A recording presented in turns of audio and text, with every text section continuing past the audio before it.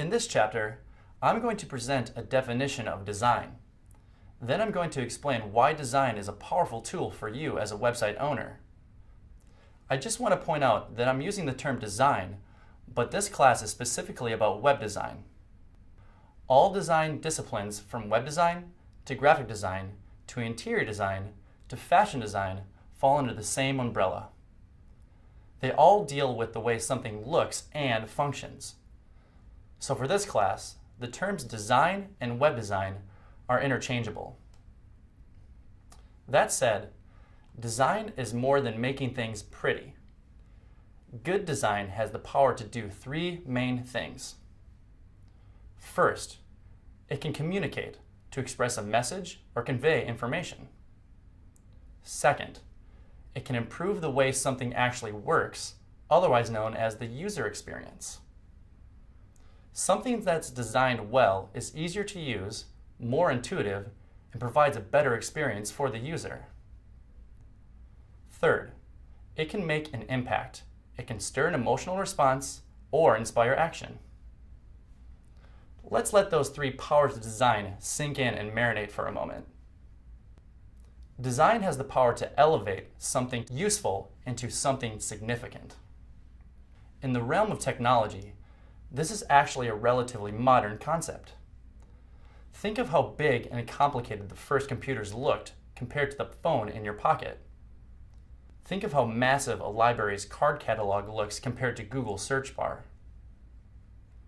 Products like the iPhone and Google Search are products that combine form and function. In other words, they're thoughtfully designed. They were made for us to enjoy, doing things like communicating or finding information. This is especially true when it comes to web design, transforming a website from good to great. For instance, you may be satisfied with a simple, functional site with some text about your business and a way for customers to get in touch. But what if there's a competitor out there with a more impressive site? Sometimes, all it takes is one high-quality image or a sleek homepage to make the difference between a new customer and a click back on the browser's back button.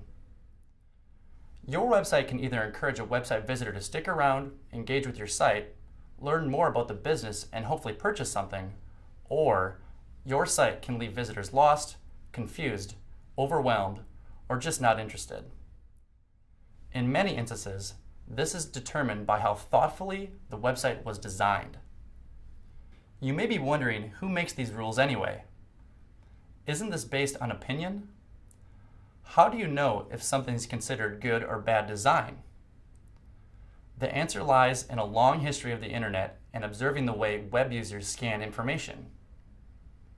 I can show you in about 3 seconds how much the web has evolved from the text-based websites of the 1990s to the multi-screen experience offered by today's websites.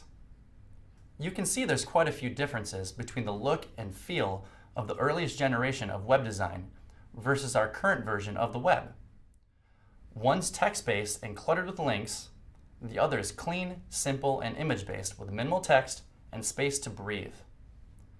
Also, while the earlier version is a website, the modern version provides an experience. It's hard to give a formula for good, successful web design, but there are some high-level principles worth understanding. The next chapter will outline some of those core principles of web design straight from the Wix Studio.